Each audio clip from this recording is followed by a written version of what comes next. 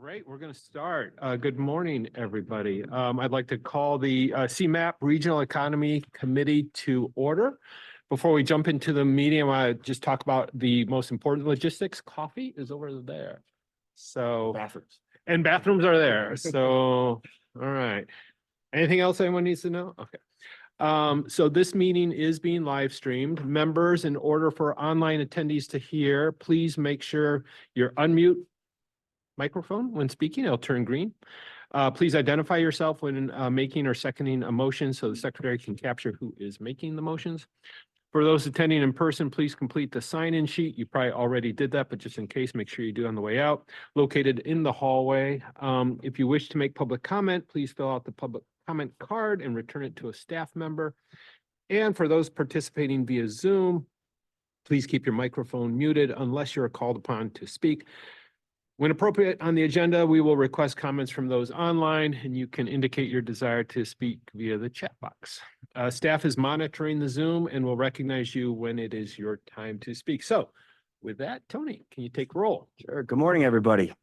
Thanks for being here. It's nice to see everybody in person. So I'll call the roll. Adam Ballard. Here. Okay. Bob Tucker. Here. Chair Tucker, excuse me. Caitlin Ritter. Cord Carlson.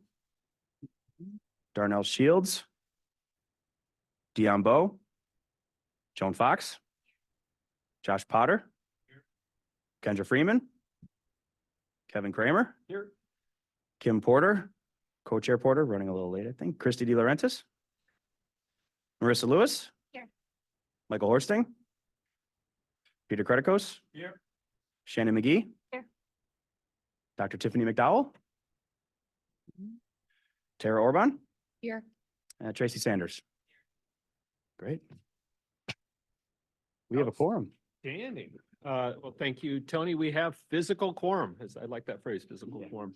I think we all know that because of the Open Meetings Act now, this is how we have to do it. And thank you so much for being here. It's good to see people in 3 dimensions. You're great. So we have received a request from Member Ballard to participate remotely. You might have heard Adam's voice already.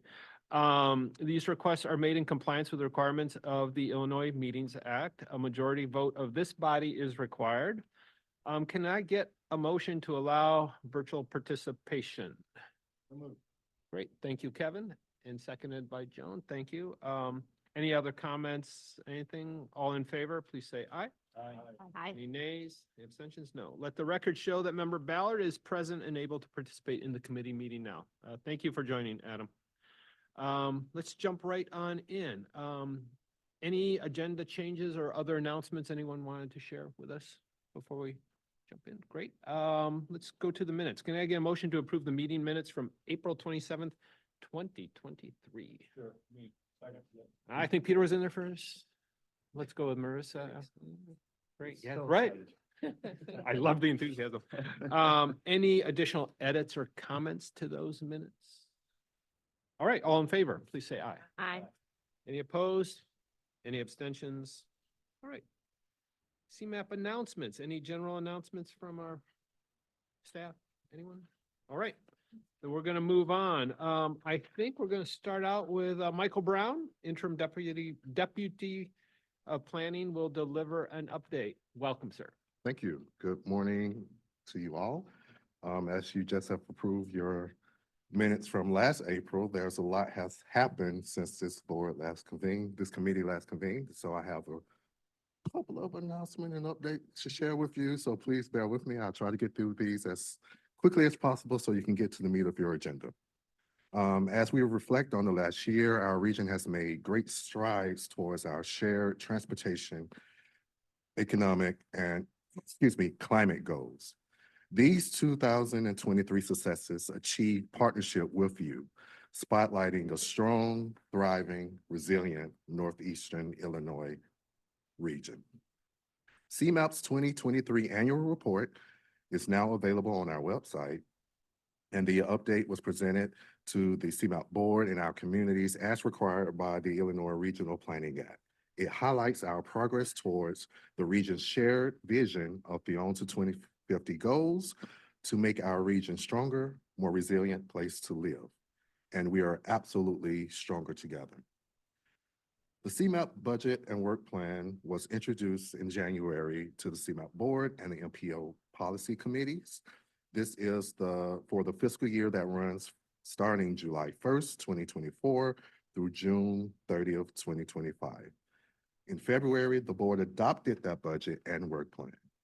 The work plan items are developed in alignment with CMAP's strategic direction, which is our 5-year plan that prioritizes the work as outlined in the OWN to 2050 plan. And it introduces new multi-year program areas with projects projected all the way into fiscal year 2027. At a future meeting, we'll provide more details about what in the work plan with a focus on our regional economic competitiveness work. The UWP budget book, which detailed more information about money granted to partner agencies, was shared with the Transportation Committee on March 1st and approved by the MPO policy on March 14th. CMAP will coordinate with IDOT on the detailed budget and draft agreements with the goal of having all of this work completed before the fiscal year starts on July 1st. The Greater Chicagoland Economic Partnership celebrated its first year of regional collaboration this past January, and the partnership's 2023 review report is available now on our website.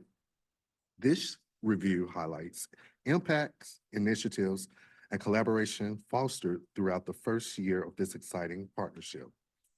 As a reminder, CMAP set this into motion in 2020 at the request of the county board chairs and the mayor of Chicago to build key recommendations from the City of Chicago's Recovery Task Force report, supporting regional collaborative approach to economic development in the aftermath of COVID. Thanks to our county economic development representatives and World Business Chicago for your leadership. More to come in the year 2 as we go beyond and continue to pursue a regional approach to economic prosperity. In October, the joint meeting of the CMAP Board and MPO Policy Committee saw the approval of the Federal Fiscal 2024 through 2028 STP Shared Fund, Congestion Mitigation and Air Quality Improvement, Carbon Reduction, and Local Transportation Alternatives Program funds. These total $593 million in federal transportation funds for 66 projects throughout our region. The investment includes bicycle and pedestrian facilities, bridges, emission reductions, highway, and transit projects. Highlight includes $375 million for transit investment, including CTA's Red Line Extension Project, Pace Pulse Halstead Line, Metra's zero emission locomotives, and more. $117.8 million for highway investment and $100.6 million for non-motorized investments. Do you remember this little thing called PART, Plan of Action for Regional Transit? This is where the agency worked in partnership with you, along with other policy committees, the board, MPO Policy Committee, county, municipal leadership, and others to identify recommended solution to the anticipated transit funding shortfall. The report was submitted to and approved by our board and MPO Policy Committee. You'll recall the report outlined finance, governance, and other proposed reforms to address the fiscal cliff facing our transit system and strengthen service across our region. PART was then submitted to the governor and state legislature for their consideration, as CMAP anticipates further engagement with elected officials and advocates to advance these solutions. Thank you to all those who contributed their time, expertise, and voices to the process, and for being a part of the solution. Oh, this is the last one. I did good. Regional Economy Committee. So in the past, this committee schedule was structured around the calendar year, and it was our practice to approve the following year's meeting at the last meeting of the calendar year. So to better align this committee's work with the agency's work plan, we are now working on a schedule. To we are now working to schedule committee meetings that coincide with our fiscal year, July 1 through June 30th. That said, our next meeting, which is now tentatively scheduled for September 19th, 2024, will be the first meeting of the new fiscal year. In the meantime, we're looking at ways to more meaningful engage you all as a committee. And then we'll bring more detail this summer, including a proposed calendar of meetings for the next year. So lastly, welcome to the Old Post Office. We are happy to have you here in person. Please stick around after the meeting to meet staff. And if you're interested in a tour of the building and some of the amenities, we will love to show you around. Those are my comments. That's a lot. Thank you, Michael. We'll try not to have such a break. Any questions for Michael before he slips away? Great. It's good to see you. Thank you, sir. Let's move on then to some informational items from staff. I think we're going to start with housing snapshots. Austin, there he is. Great. Austin Edwards, back and better than ever. Hello, how's everyone? It's great to be in front of you again. It's been a long time, particularly since we've been in person, so I'm glad that we're all here. I am here to talk to you about a new project we have underway to provide more, oh, well, that's what happens when you're 6'6". We have a new project underway to provide more housing data at a community level across the region. As you are probably aware, CMAP is responsible under state law to provide data on the region's development and transportation challenges, as well as to document and facilitate housing planning across the region to meet our housing needs. So that is existing work that we already have underway, that we have always done. However, there is a new footing for us to do more work in housing. So if we can go to the next slide, please. The Infrastructure Investment and Jobs Act, the IIJA, provided new footing for MPOs like CMAP, Metropolitan Planning Organizations, to take a deeper dive into housing issues. Now, of course, we've always wanted to, account for housing needs when thinking about the transportation system. However, under federal regulations, we now have more flexibility in thinking about how to coordinate with housing organizations and particularly with funders about the future of housing development in our region. We also have better options for integrating housing into our transportation planning process, how we account for it. And we even have the option to develop a housing coordination plan. We don't currently have that scoped at the moment, but it is something that we want to think about in the future as need arises. So we have regulations, both under federal law to focus on transportation programming as an MPO. We also have responsibilities under state law to coordinate development in the region and to put forward comprehensive plans that shape development in our region. Unfortunately, those state laws are, while we are responsible for them, we are not funded for them. However, IIJA now allows us to use federal funding, transportation funding, to do some of this housing work, and we want to lean into that opportunity as much as possible. Next slide, please. So we, as an organization, have put forward housing as a more aggressive issue that we want to work on. There is a range of ways to try to do that. We've already been doing a lot of this work in the past, and particularly looking at technical assistance for long-term housing plans, regional coordination of rental assistance vouchers, and data analyses for fair housing in Northeast Illinois. If you've been familiar with CMAP for a long time, you may have seen some of this work come through. We now want to continue to lean into that as part of a larger strategic effort to try to support inclusive growth and access to economic opportunities. So if you participated in some of our conversations around the strategic direction, that's sort of the multi-year work planning as an agency and our theory of change, some of the approaches that we looked at touched on housing a little indirectly, but also in some ways a little bit more aggressively. Next slide, please. One of those approaches is developing resources and increasing the awareness of the economic benefits of diverse, affordable, and connected housing options. And that's one of the things that we want to try to talk through today. Next slide, please. So as we know, there is not one housing crisis. There are 15, 20, 25 different housing crises, depending on who you're talking to and where you are. And there's no one topic that dominates in housing. There are many. This has already shown up in some of our own data work. So this is some feedback we've gotten from our municipal survey, which CMAP completes every couple of years. And you can see that housing is a major topic that came through as a major concern of a lot of communities. But the shape of that concern is different from one community to the next. So you have issues like, appropriate housing for seniors, the housing stock doesn't have enough diverse types, it doesn't match market demand, rents are too high. There are a lot of different issues that are going on in different parts of the region. They're also becoming more front and center since the pandemic. Of course, housing is always a concern, particularly when you're trying to make sure that people have affordable options. But as we've seen sort of market shifts over the last few years, that has only grown more and more of a priority for local governments. And one of the things that we most frequently get asked for is baseline data in communities that often don't have either the resources to go out and get this data themselves, or they're in a very small geography, or just don't really have a clear sense of what's going on in their own communities. And that overall has created an arena which we hope to fill by providing more data. And if you've participated in some of CMAP's work before, we're always looking to improve the quality, usability, and findability of our data products. Next slide, please.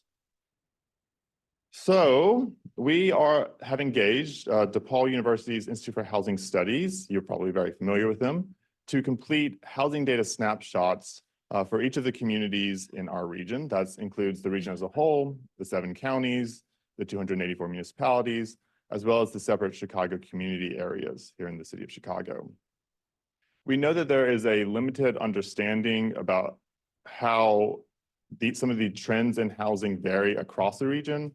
And there's a limited number of resources that connect those local issues in one community to region-wide trends, as well as to what's happening in our transportation system. Those are some of the gaps that we want to try to fill by providing more comprehensive housing data on a community level. So what are some of the things that we're thinking about? Well, if you are familiar with housing data, there is a wealth that is sort of standard, usual faces in terms of the data points that you would provide out of census data, things around demographics, the characteristics of buildings, household financials.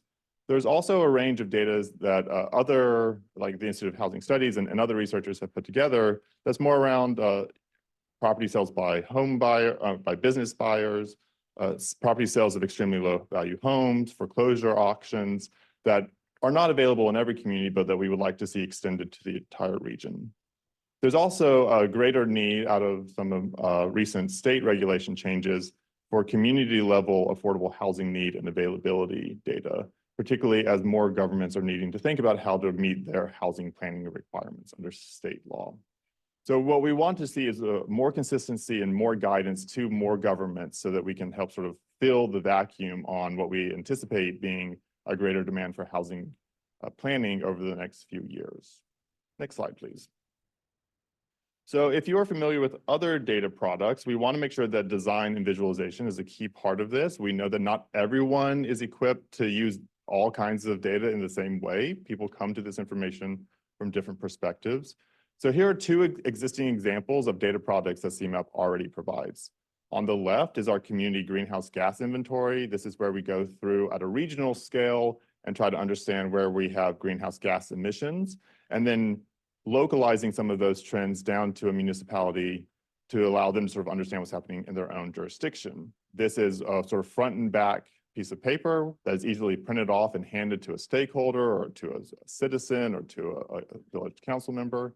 Very visual, very graphic. It tries to put things in context relative to the region as a whole. On the right is a community snapshot from Hampshire. This is a data product that is actually the most popular item on our website. Lots of communities go to them. It basically churns through most publicly available data, say from the American Community Survey, the Census Bureau, other public sources, and tries to pare that down into a much more usable, workable, findable format for communities that don't necessarily have the time, the energy, the resources, the staff capacity to go and do that data work themselves. It also tries, we want to give full data. We want to make sure that people have the one data point they're looking for, but it tries not to drown people in every single data point. So what we're currently imagining is that we would go through the housing data work that we have in mind, go through, pick out all of the indicators that we think are most important or that we hear from stakeholders are most important, and do a combination of these 2. put some of those, visualize some of those data points, put them in context relative to the region as a whole or to nearby municipalities, provide that to say a local community-based organization who wants to talk to their village board about housing issues in their community. But then attached to that would be, say, a 5 to 10 page sort of supplement that have these tables and more detailed data so that when you are a local planner who needs that one data point about the number of seniors of a particular income in different housing units, you can go track that down and sort of understand and parse the individual data points. That being said, we know that in housing, everyone is a stakeholder, and we really want to support a robust discourse. So the final shape and format of these snapshots is still being determined. We want to get as much input as we can to understand what people think would be most useful and most appropriate for communities across the region, as well as understanding what are the highest priorities for those actual data points. As you imagine, we are kind of nerds here at CMAP, so every data point is interesting and fun to us. Not everyone has that same perspective.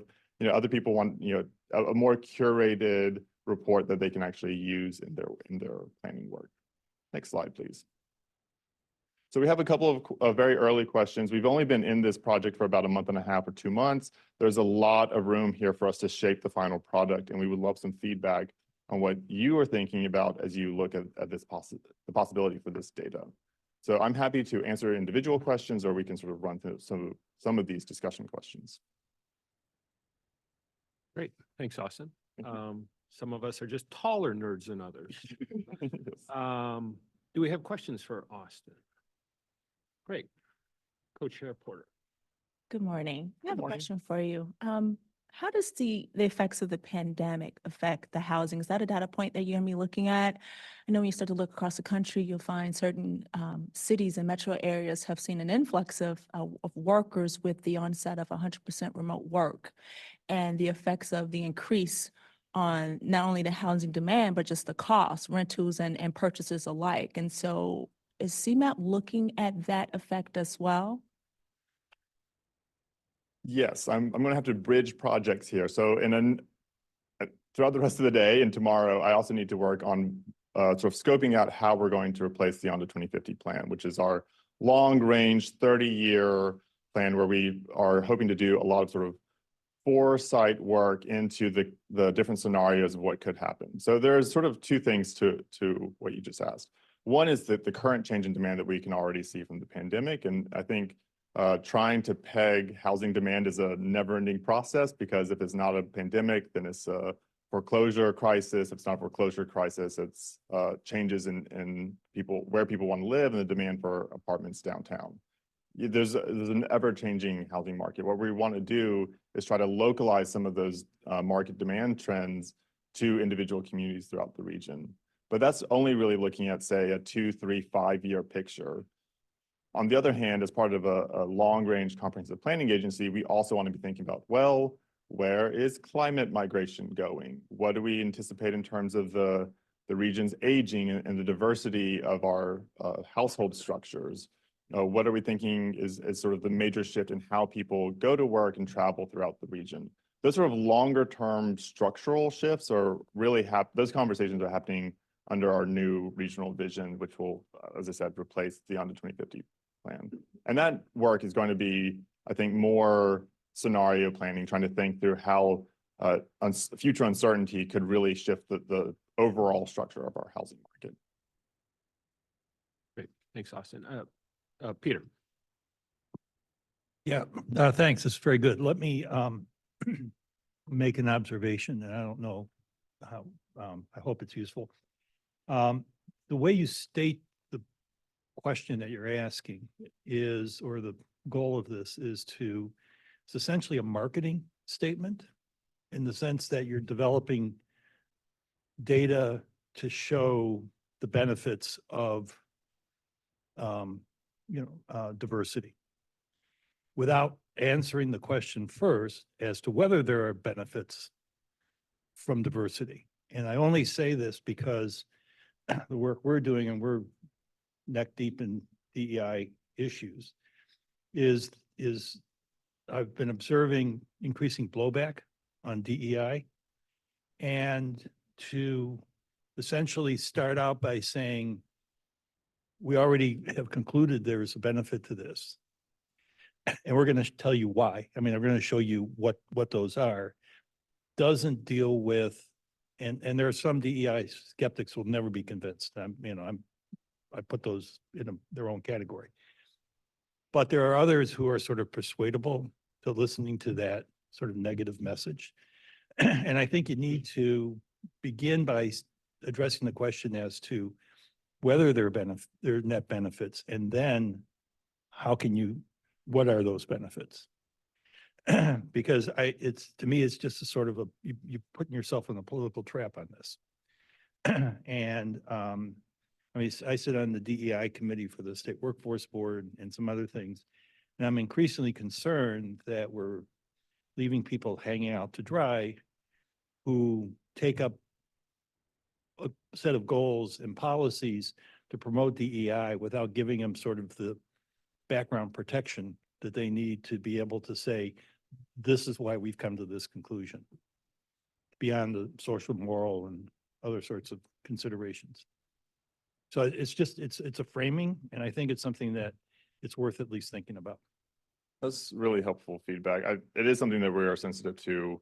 I think particularly as a planning agency at a regional scale, it's easy for us to sort of get caught in our own conversations and what we've already concluded. We know that housing choice is called for in the Ogden 2050 plan, but that doesn't necessarily mean that that translates down to housing diversity and housing choice in every neighborhood, in every community. One of the things we are hoping to do is, because we can't be in every HOA meeting or every zoning board meeting, is trying to empower local advocates and local communities who want to engage their boards in those conversations, in part by trying to provide, a quick front page, 1-page, front and back 2-page sort of handout that they can print off and on an annual basis have updated data to talk to their boards about. But that is something that we'd love to get some more feedback on, because trying to think about who those audiences are and who some of those users of the data and talking to those audiences, that's part of the dynamic we wanted to understand. Thank you, Peter. That's great. Do I see a hand over here? Kendra? Yeah. Question, I guess a clarifying question and then a comment. Is it fair to assume the housing snapshots are going to kind of look at the data over the continuum of housing, from heavily subsidized housing to home ownership? Yes, it's a very long spectrum and there's a lot of data points across that spectrum. What we want to do is try to provide a full but curated set of data points. Okay, and just in response to some of the questions that you have on the screen, thinking about end users and how that data could be used. One group that we're working with at MPC who is using similar data probably would have loved to have this data now. We're doing a cohort that includes CDFIs and housing counseling agencies, and they're looking specifically at how they can craft innovative solutions to address the racial homeownership gap. And so having like more targeted housing data that is geographic, because some of them are working in very geographic specific areas with their solutions, would be super helpful. That's helpful. Thank you. Thanks, Kendra. And I will add just quickly that part of what we want to figure out is what additional data, particularly data that might be proprietary or purchased by subscription, that we can offer to communities. I think that's particularly true around sort of the mortgage financing options for households. That's data that isn't necessarily available from public resources. Marissa, did I see you?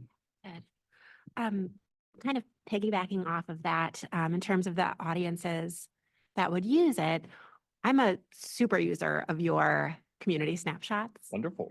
And one of the biggest, one of the ways that I use them the most is when we are applying for funding, and the project that we're designing or the grant that we're applying for will focus on a community or group of communities, and it helps to provide a picture. And so I think that fundraising is key. In terms of an audience, anyone who's writing a grant needs to know a bit more about the folks in that geography and what they're, what you're dealing with, before you're going to design any sort of program or request any sort of resources. And then I also am curious, I'm not familiar with the sources of housing data. And so it will be interesting with this committee to kind of follow through this process and see where you're going with this. But to the extent that information about the new arrivals would be able to be included, and kind of, if there's any sort of tracking about where these folks are ending up, and, I don't know, like the solutions, so I don't think this problem is going to go away, and we have to come up with a way together to sort of integrate these folks. So any sort of data about that group, I think, would be very useful to a lot of people. Thank you. Great. Thank you so much, Marissa. In our other role as a transportation programmer for federal funds, we also have to complete a socioeconomic forecast that includes local allocations of that future regional growth. It would be interesting to see if we could tie that together somehow, but we'll see. Thanks, Austin. Shannon McKee from MHub. Also a clarifying question and maybe a comment. So I heard you mention GHG emissions. What other environmental data are you measuring as part of this? Specific to the housing, Yeah. I don't think that we've really fleshed out that Venn diagram yet. Okay. I think that the greenhouse gas emissions, it's wonderful work. I think localizing it to a local community is really innovative for CMAP. We haven't been able to tie that back to the sources at a community level in quite as robust. I mean, we can to the extent that it's sort of like fixed electricity generation versus transportation versus buildings, but Right. within that building block, is it offices versus industrial versus housing? That we haven't quite figured out. We do have another project in our housing program that's looking at housing rehabilitation and particularly how that might tie up with retrofits for climate. Interesting. And the reason I'm asking, and I don't know if it belongs in this data or not, but I think that there's an interesting use case here in engaging with the business community around technologies that may aid in bolstering communities' resilience in the face of climate change. So there's technologies that will help us bend the curve, but there are real impacts at a community level that really affect Black and Brown communities first and worst that will come with the effects from climate change. So I'm thinking very specifically about one company that I've been following that's making air quality monitors, but with a lens towards providing data about the air quality at a community level to help folks change their behavior when air quality is bad. So something to think about. Maybe it's not phase 1 or phase 2 or phase 3, but I think there's a really big opportunity there to figure out how to both measure impact to the problem, but also resilience in the Wonderful. changing environment. I think that environmental justice lens is not something that we had considered yet, but we'll have to look into it. Great. Thanks, Shannon. Peter, I'm going to get to you in just a second, but Tracy, I think I saw your hand. Just a quick thought on, you were talking about sort of key points or key data points. I feel like actually getting back to your question too about whether it's going to show something about the pandemic, I just wondered how much are you all sort of looking back, especially since you're looking at so many community areas, because I feel like we tend to look at a snapshot, but it's hard to discuss like what's happening without understanding the long-term context. So what's been happening since the recession, as an inflection point to the pandemic, to where we are post-pandemic, right? And that would actually help a lot with, how our neighborhood's changing, which tends to not be the most like deep conversation sometimes. Yeah, so just wanted to make that comment. It's a good point. We do want to incorporate some trends over time. The challenge that we have is that a data point by itself out of context doesn't really tell you anything. So we always want to provide some point of comparison, whether that's a peer or it's the next jurisdiction, the next municipality over, or if it's a trend over time. What we don't want to do is then bury people in all of that. So we're going to, on sort of an individual indicator basis, try to think about what makes the greatest impact for this data. Is it really about where you sit relative to the next neighborhood over? Or is it about like, well, this data point looks fine, but until you look at it, you look at, say, vacancy, this vacancy rate is low, but it's only because of this trend over the last 15 years. We have to figure out how to navigate all those choices. Thanks, Tracy. Peter, did you? Oh, okay, good. Peter, did you have something quick? Yeah, just remind you that race is a major factor, but it isn't always the only issue. And just, again, gender is not distributed evenly across the county, around the region. People are not distributed evenly by age group. So for instance, when I look at where seniors were more dominant, it's actually in the suburbs and not in the city, which was sort of counterintuitive for me. I thought it would be the other way around. And people with disabilities. And some of this is intersectional. So you see women who are single family heads of households are predominantly within majority Black neighborhoods in the city. So, you have the combination of the two factors. And how that affects housing and housing choices, location of brownfields. We were talking about brownfields a lot easier because you know where they are physically than mapping atmospheric issues. And a lot of, the areas where women are the majority are also in areas that are heavily brownfield.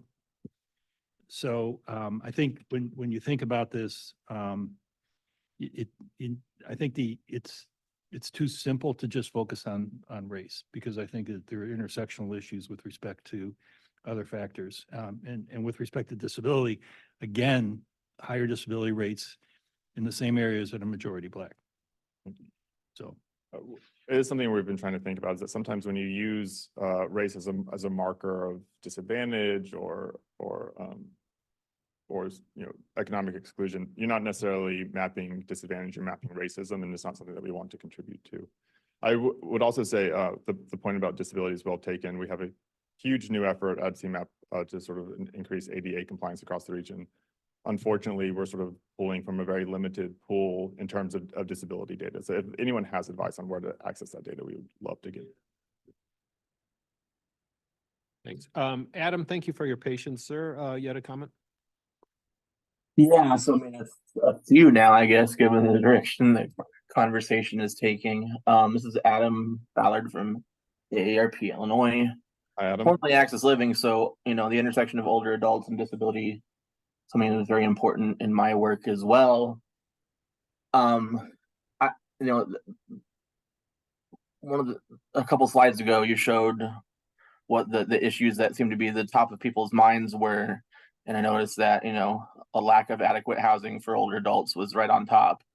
And to me, that ties again right into what we're talking about right now with accessibility, right? Older adults need housing that they can age in place in.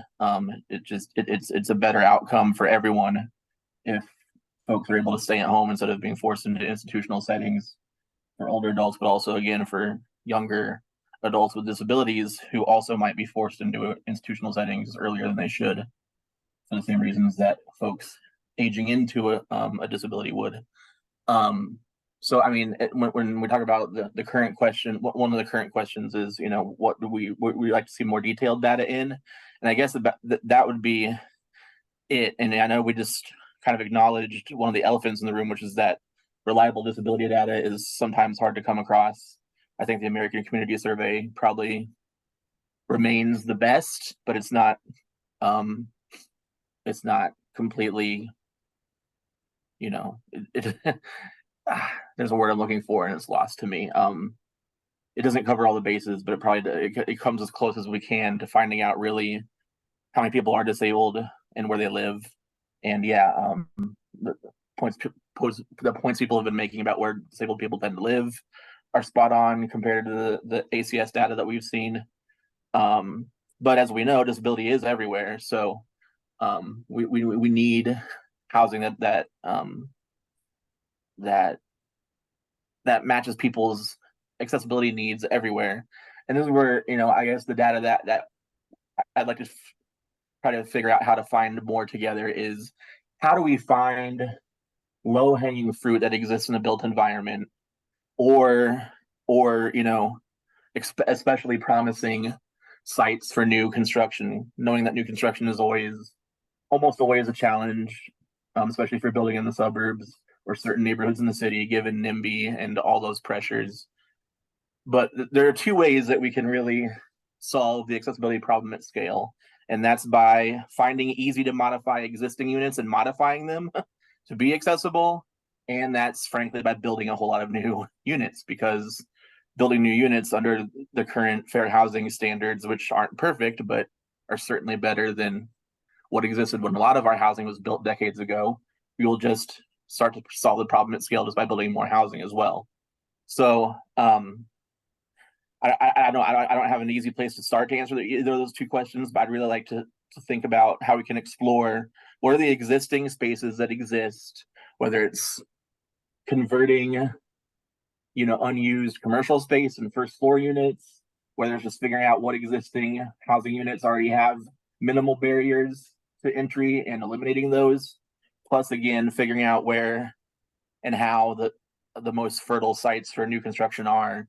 I think that'd be good data sets to develop over time. We can't find those right away, but I think it'd be good to build into our data gathering over time. I hope that all makes sense.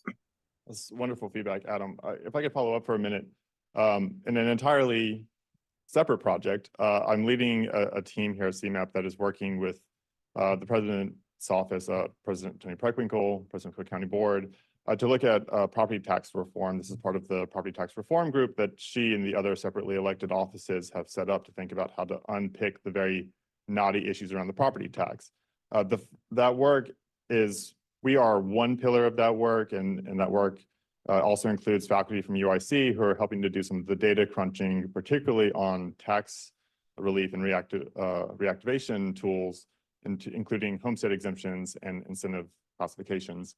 We've wrapped up our work on the homestead exemptions earlier this year, and it was a really interesting exercise for us to understand the sort of distribution and prevalence of exemptions across the region and what that does both for individual homeowners, the progressivity of the tax system, and also the tax base for different communities.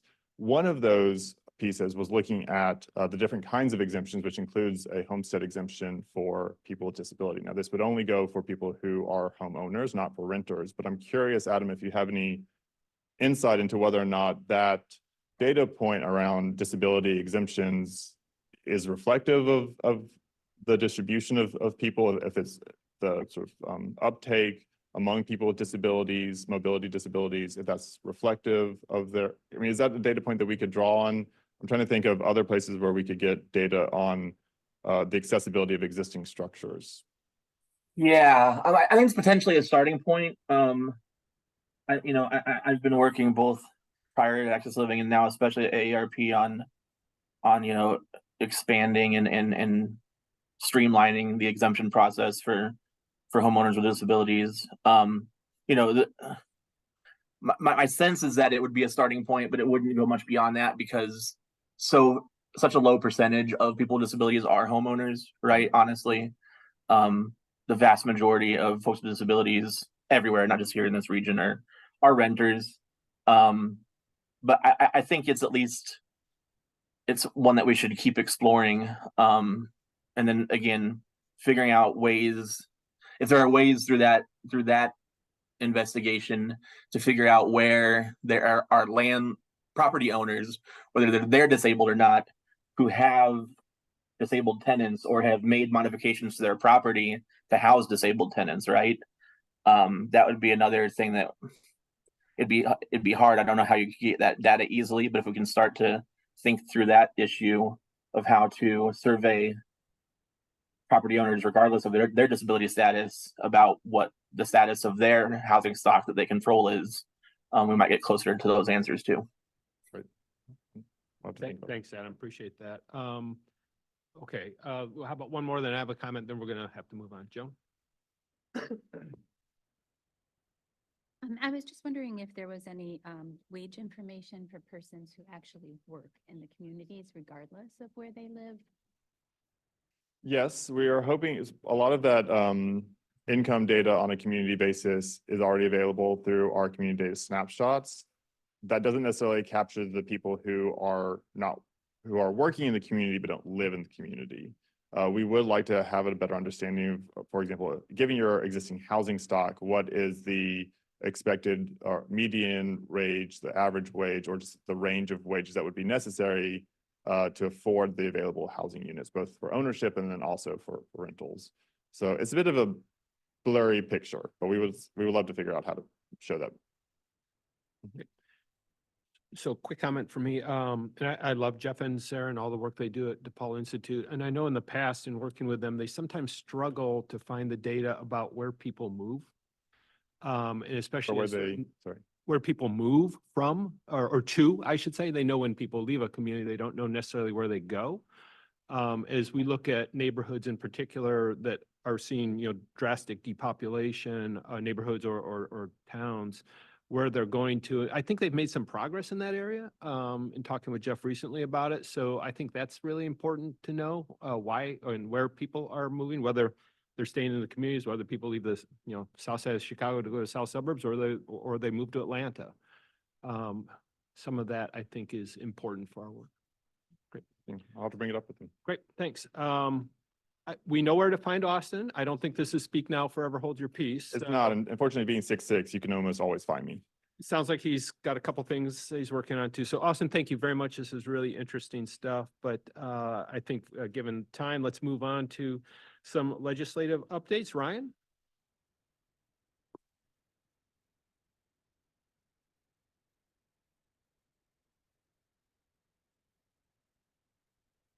There we go. Now everyone can hear me. Good morning, everyone. I'm Ryan Gugis with the Intergovernment Affairs team here at CMAP, providing you all with a legislative update. Thank you for giving me the opportunity to share about legislation we are pursuing and following this year during the state legislative session. First, want to highlight our RPA appropriation bill. To support CMAP's non-transportation related work, CMAP is pursuing a $5 million appropriation from the state. CMAP staff is continuing to engage legislators on CMAP's RPA appropriation bills and working to ensure our $5 million funding request is a part of the governor's budget this year. Additionally, we are seeking to schedule a subject matter hearing on the appropriation bills to facilitate a conversation with the Illinois General Assembly as to why we are seeking a $5 million appropriation and how these funds will support our work required by the RPA. These bills would appropriate $5 million to CMAP to carry out the Regional Planning Act objectives identified in the RPA. They've remained in their respective committees. Senate Bill 3388 has been assigned to the Senate Appropriations, Public Safety, and Infrastructure Committee, and House Bill 5077 has been assigned to the Appropriations General Services Committee. The next item is CMAP is pursuing legislation to modernize the Regional Planning Act. The Regional Planning Act is CMAP's enabling statute. Primarily, this bill would allow for a simple majority of board members in office to approve certain operational items, contracts, except contracts pertaining to the employment of the executive director, grants, purchase agreements, and meeting minutes. All other items will continue to require concurrence of 4/5 of the board members in office. Additionally, the RPA modernization bill officially lays down the defunct wastewater committee, which we've incorporated into our regular work within the agency. House Bill 5078 has passed out of the House chamber and been referred to the assignments committee in the Senate chamber. Senate Bill 3389 has passed out of the House chamber and is assigned to the House Executive Committee. Additionally, CMAP, we're working with the Illinois Municipal League to pursue some OMA legislative changes. CMAP has prepared draft legislative language that will provide the CMAP board and its committees with the flexibility to allow for members to participate virtually and be counted towards quorum. We love when everyone is here in person, but we understand the flexibilities, right, of being able to participate virtually. The language and the legislative strategy are currently under discussion with the Illinois Municipal League, who has been pursuing other OMA legislative changes this session. In your committee agendas, there are a list of legislation that we've identified that would be of interest to the Regional Economy Committee. CMAP staff, we continue to track legislation before the Illinois General Assembly that impacts the region and that is relevant to CMAP's work. So happy to take any questions. That's great, Ryan. Good to see you. Questions, comments for Ryan?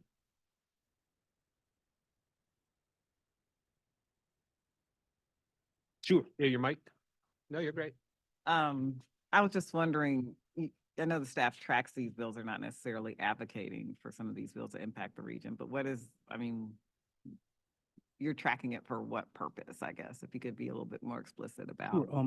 Often we know that legislation has implications, right, within the region and to local units of government.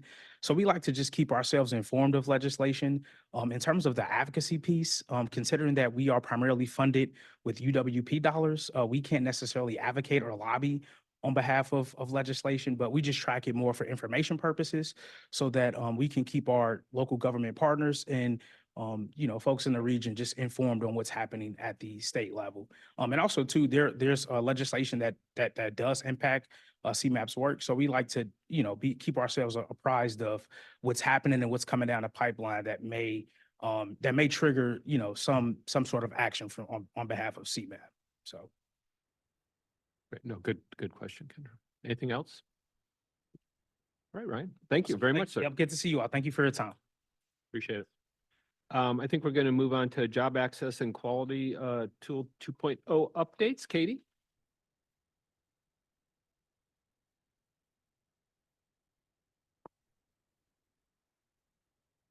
Hi, everyone. I'm going to need my computer, so I'm going to stay hidden in the corner, but I'm over here.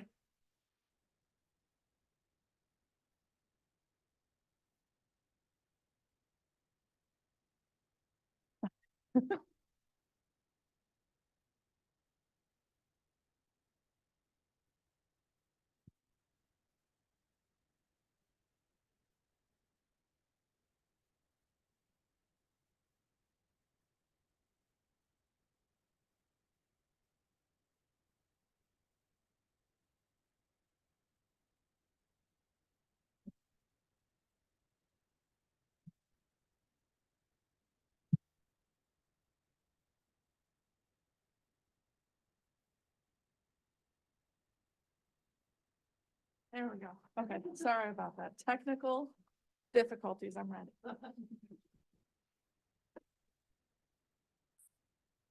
Okay. All right. Hello, everyone. I am Katie Rigstad. I'm a new face to you. I'm a senior planner here at CMAP, and I was the project manager for the update to the Job Quality and Access tool. And I'm excited to be here today because the update has been completed, and so the tool is now available for you to play around with. First things first, a big thank you to our user group, Peter Credicos, Tiffany McDowell, Daniel Cooper, Jasmine Williams, and Nick Merton all provided critical insight for who might use the tool and how it could be utilized by our various partners in the region. So thank you all for your time and dedication to helping make this update high quality and user-friendly. All right, so with the previous iteration of the tool, we had some members of the Regional Economy Committee test it out. You may remember it was a little bit ago. And the testers provided critical feedback, which informed this update. There are 3 key items that we heard that needed to be addressed.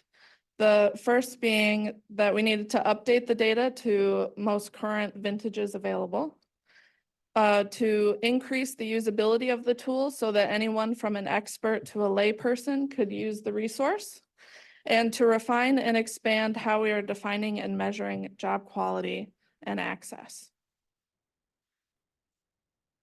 And so related to that last bullet point, refining how we define job quality and access, it was recommended in that tool review that we look at the state's job quality definition. So to address that, we looked at the state definition and broke it into measurable pieces of data that were incorporated into our definition used in the tool where possible. There were some limitations based on the measures available and the scale in which those measures were available. And so for this job quality and access tool, job quality is determined by a comparison of earning, opportunity for advancement, employer-provided benefits, and the ability to collectively bargain, and job stability. And for each of these factors, there's information available at the individual occupation level, at the region level, all the way down to the zip code level. And these factors are compared to an average or regional baseline. For job access, we're looking at factors of educational and experience requirements, the structure or conversely the flexibility of a job, and the demographic makeup of the workforce. Similar to quality, information is available by occupation from the regional level down to the zip code level and is compared to the average or regional baseline. Before I move on, I do want to call out that demographics of the workforce portion of job access is included as a way to understand historical and existing biases of occupations based on race, ethnicity, and/or gender. And it's comparing workforce for an occupation to the overall workforce of the region and the working age population. All right. And so now while I needed to be by the computer, I will pull up the tool and do a quick tour. Let's stop it. And then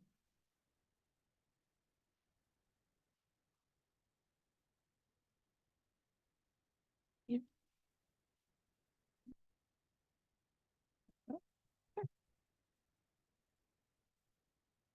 All right, so here on the landing page, it is quite a bit different. This used to be very text heavy.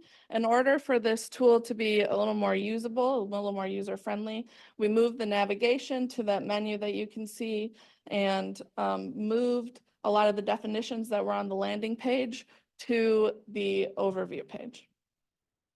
So I will click on that. And I will note there's a lot of data in the background, and so it at times tends to move a little slow. It's got a lot of thinking to do, the tool. So a new feature is this magnifying glass. And if you click on that, you'll get pop-ups of helpful definitions and how-tos. This, again, was related to that feedback about usability and making sure that whenever somebody opens this tool, they're able to navigate it. And to turn that off, you just click that. If I move on to the plot, we're thinking.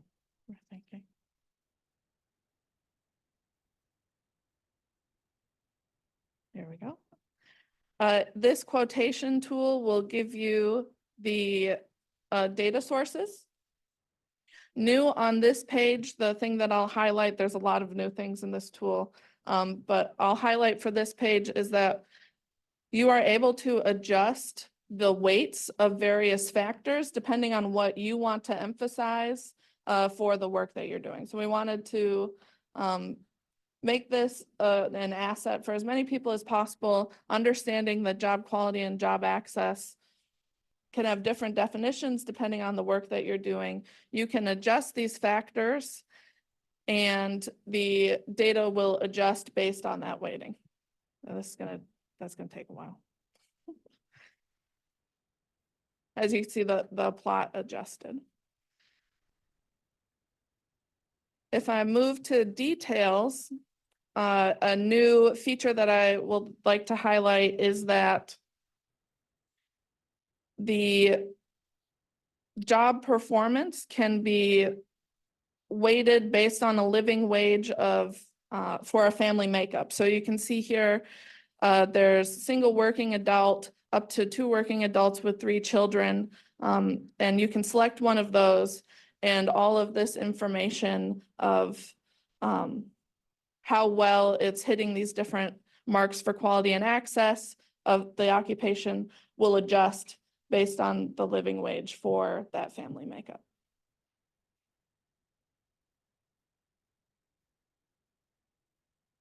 And then the last thing that I will highlight about the tool today is on this map tab. So I do want to, again, just reiterate that all of the data it goes down to the zip code level. And so that's the smallest level that you're able to go to. We have added the ability to put on transit stops, major roadways, and city boundaries. I'll just throw on transit stops for you. And we also have added the ability that you can search by a city. I'll just click one. And what this will do is select the zip codes that touch that municipality's boundaries. And so then it'll give you the data for the relevant data for that city. All right. And so CMAP is currently working on an update to our website. And so the tool currently lives in a kind of funny spot. And so I will also show you where that is so that you can get here. Oh, whoops, I could have kept sharing. Here we go. Okay. And so to access the tool, there are two ways that you can do this. I will show you through the data tab. So if we click data and we scroll down, there's this job quality and access tool link. You'll click this link and it will take you here. The job quality and access tool link on this page takes you to the tool. This is a video that gives you a much more in-depth training about how to use this tool, what's going on, way more than I have just done. And there is also a user guide available.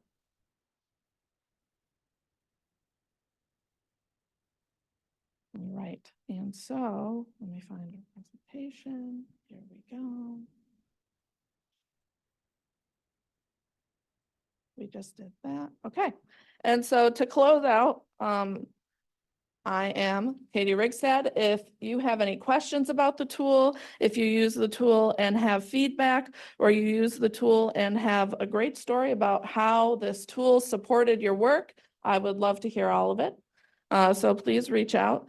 And that is it for my quick presentation. Great, thank you, Katie. We're totally nerding out here today, aren't we? This is great stuff. Yeah, it's a theme. Any questions or comments for Christy? Katie, thanks for the presentation. I'm Christy DiLaurentis with South Suburban Mayors and Managers Association, so representing 45 member municipalities. I know in my region and no doubt throughout the Chicagoland area, there are multiple municipalities that have the same zip codes. How are you differentiating any of that data and how is that depicted? Is it with essentially where the post office is within the community that's using those zip codes? Just trying to figure out on a granular level, how do you get, some of this localized data? Yeah, that was a challenge with how small you can get with some of the data that we're using. And so it only goes to zip code to try to help with the questions of how much of this zip code is in my municipality. We did add to the map the boundaries, but that is as close as we've gotten to municipal level data. It's good to know. Yeah, Kim. Great presentation, Katie. I have a question for you. How are you defining job quality?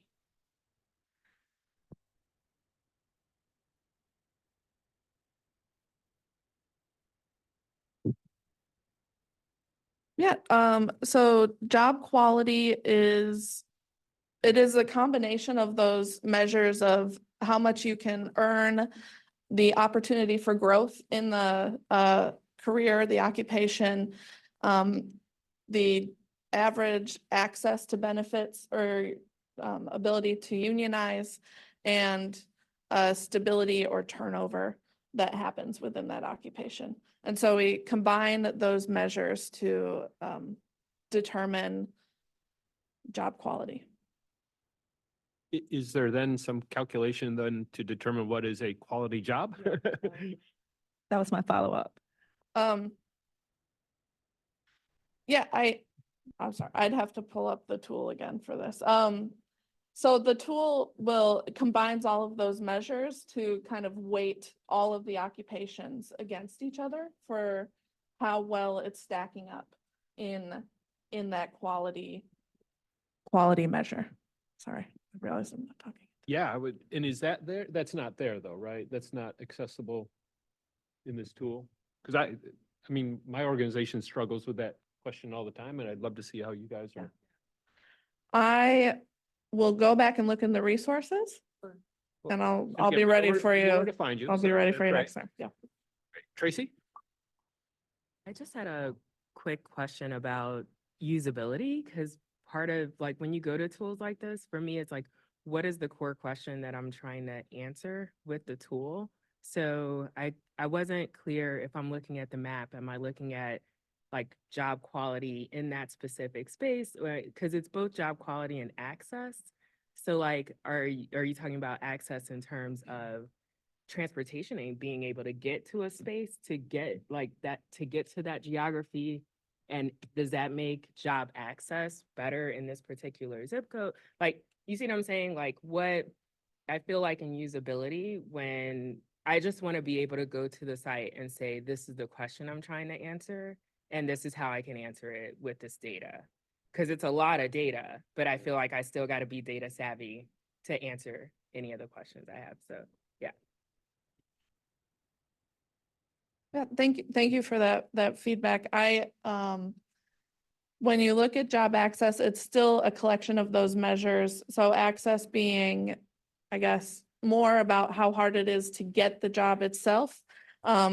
Related to access and transportation, we did try to do the roadways and transit, but there's not, that's more of just kind of a visual assessment. There's not a measure.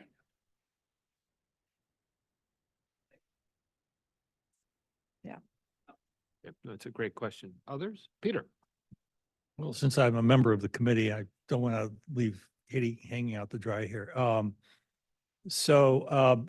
These are all questions we wrestled with, and I think frankly, it's always still a work in progress. So it's going to depend on people's feedback on the utility and accessibility of this resource.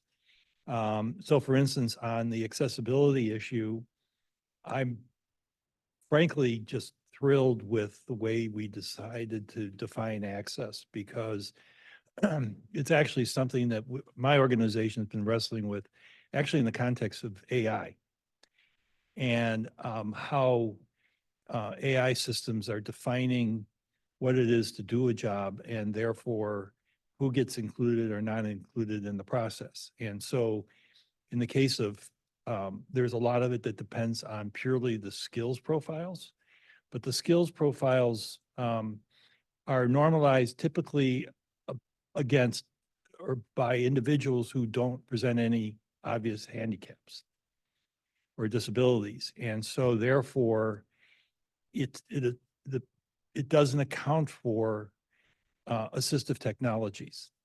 Where if you look at, for instance, the accessibility indicator, there is some accommodation for what is it that people can, what are the workarounds to get to the job. And so I think that's sort of a more important element here. When it comes to physical transportation, it all depends on how you travel too. And so, downtown is public transportation rich. A lot of people still drive. And so, so that's more of like, what are the choices that are available, as opposed to, what are the barriers within the job profile. So I have to say that the people, Katie and the colleagues who put this together, really tolerated a lot of long meetings. It was really good to be part of this. And I think that this is a real good starting point. It's never going to be finished. They may kill me for that, but I mean, it'll never be finished. Great. No, thank you for that, Peter. And thank you for the time and all the long meetings. Appreciate that. Yes, sir. Go, Kevin.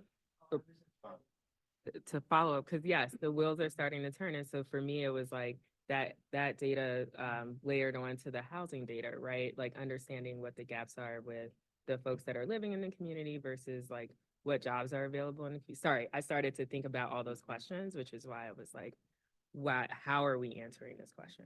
Yeah. Yeah, and now you're really getting into their data nerd world, which is a good thing. But that's it. you said it, like there's so much out there, and I was helping to kind of play with the tool to try and break it or figure out like what is the question that we're wanting. And I think that's it. Like everybody's going to come with a new question, and that's where we need to keep giving that feedback to, hey, how do I do this? So that they can either make it easier to figure out or add that data in or add a layer on top that you as the user then can go in. I also don't think it's for the faint of heart to just like, let me see this fun tool. Like you kind of do have to, okay, what am I going to go into? What question am I looking to answer and play around with it that way? I guess one question I had on it, there are two questions on the data side. This data is constantly updating, correct? Or is it static to like, is CMAP going to have to update it every couple of years? Like what's the lifespan of the data here? It is a static data source. Okay. On average, the data that we're using, its useful update is about every 3 years. Okay, great. And then just a random question. You had showed the single or two adults with 3 children. Is that 3 children plus or just 3 children? And I ask as somebody from a large family, I have 6 children, so I didn't see that category for me on there of one working parent with 6 children. But I'm assuming, is it like 3 plus, or do you just stop at 3? I do not know off the top of my head. I will have to go in and look at the definitions and the data. Great. Yeah. Appreciate you tried to break the tool, Kevin. That's great. Yes, please. Hi, Caitlin Ritter with Transwestern. So just thinking about overlaying that housing data and this job data, and then also the question about people moving, I would just want to make sure that you guys have heard of something called Placer AI, which is a private data sort of software provider that it creeps some people out because it's based on cell phone data. But what that means is it's really good at getting movement. And that's what we're sort of missing here, right? All of this data is so place-based and then static. And we're really asking, well, where are you working? Where are you living? And how are you, moving around? So I think that could be a really good source for that particular question. They can also tell, and which Starbucks did you stop at on your way to work, and which Target did you stop at on your way home? And we know you do this every day. It's not creepy at all. No. Any other questions for Katie? I don't see any. Katie, it's great to meet you, even in your corner over there. And thank you and welcome aboard. Let's move on then to and try and get you out of here on time. We got a little time here, and maybe give back a couple minutes. Committee member updates. Anybody have anything they just want to share for the group? Christy. I'll just share 2 things. I think a couple years ago, SSMMA presented here maybe a quick update on our Southland Reactivation Act, which is legislation that passed last year or 2 years ago now. We have had some communities that have advanced. We have one success story. We have others in the pipeline. Just wanted to share that. So that's kind of an exciting new tool that is available in the south suburbs to take tax exempt parcels, get them back on the tax rolls for commercial, industrial properties, and depending on the zoning and whatnot, that would also include mixed use. So there is a component there. So we're excited about that. The other thing that I wanted to say is that SSMMA last December, we set out to so we hired an environmental justice policy and government affairs specialist. So it's a young man from the Harris School who born and raised, educated, at in the city of Harvey, and then came back to his community following his completion of undergrad and whatnot. So we're thrilled to have a new member on our team that's really looking at sort of a very broad agenda, but around environmental justice concerns. So some of the conversations that we had earlier, are really germane to this environment, and we're working on policy implementation, and really strategic planning that helps divested communities, struggling communities start to recover. That's great stuff. Thanks. Anyone else? Kevin?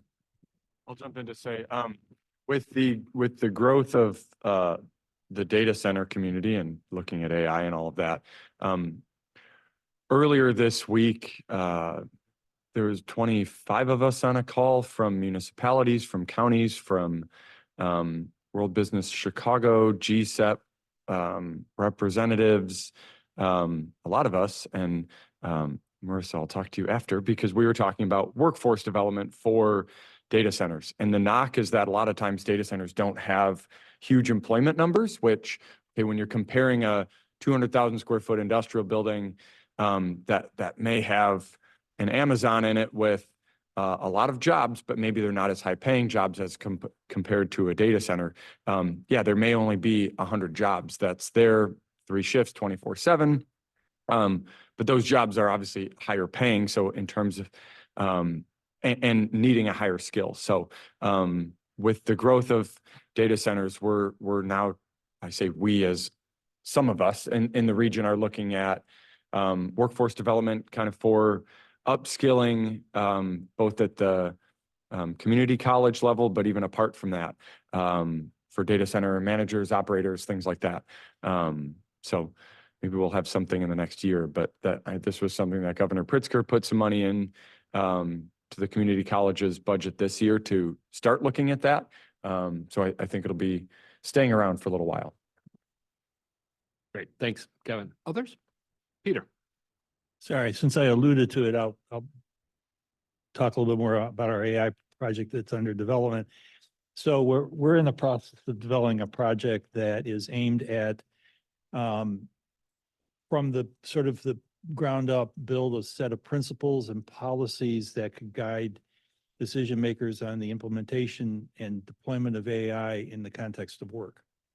And so it's very much of a bubble up, grassroots up kind of an approach to that end, and also independently because it stands alone as an interest of us.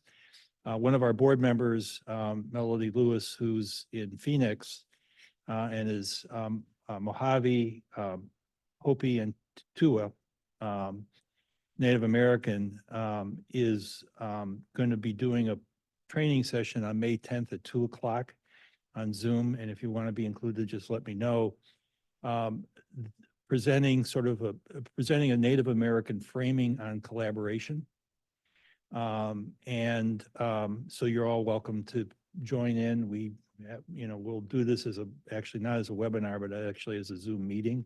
So it'll have greater opportunity for interaction, and it'll be an hour long. So if you're interested, I'm happy to include you on the Zoom invite.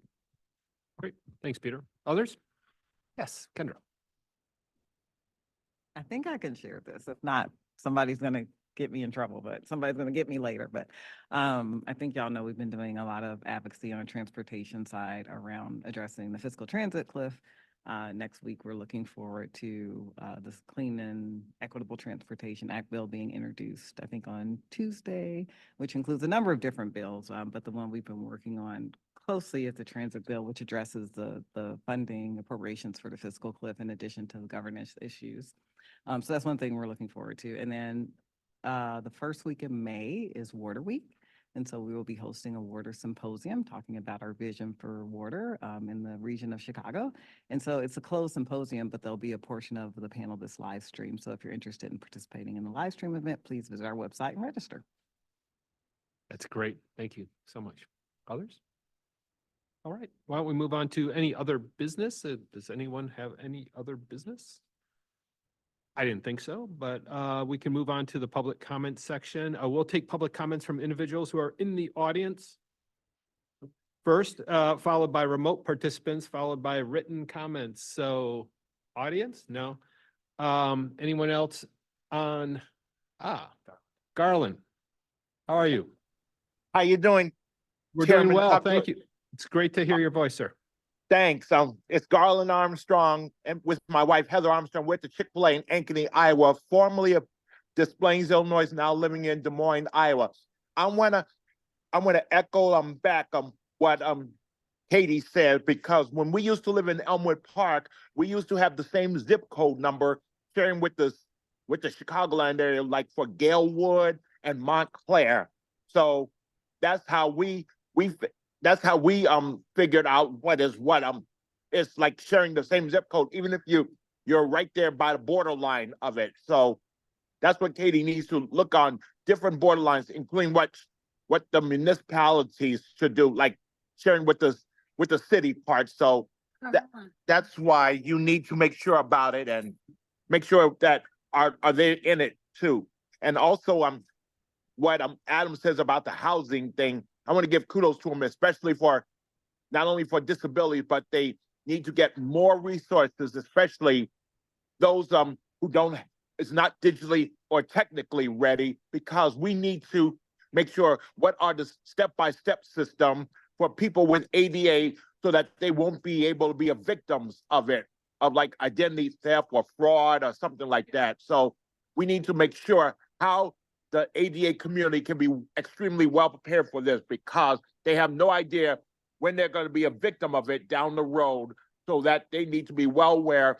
And for those who cannot speak clear English, we need to translate it in different languages, especially those who will one day be a victim of it, because we have no idea when it will happen to them, and only time will tell.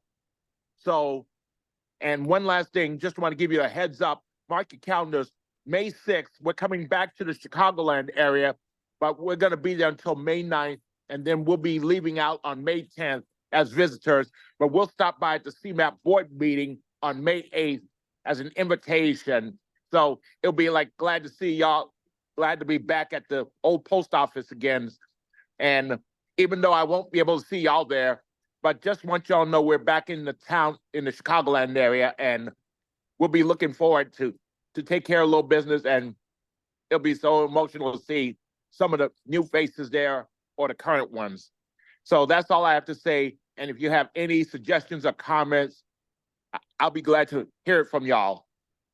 Great. Thank you, Garland. So great to hear from you and your wife. And I know folks here, I can already tell, are excited to see you in a couple weeks. So, and it sounds like you're doing well. And so that makes me happy too. Any other public comments? Anything from written comments that we need to share? Nope. That's it. Great. So the next meeting, as you heard, is tentatively can we book this? Book it. All right, let's book it. So I'm sure a calendar item will go out soon. It is so good to have people in person today and to get this work done and to be supportive of all the great staff work. So hopefully we see everyone here again on September 19th at 9:30. With that, I'll entertain a motion to adjourn. Great. Kevin, a second? Second by Peter. All in favor? Aye. Great. Thank you, everyone. And we will see you soon. Take care. Bye.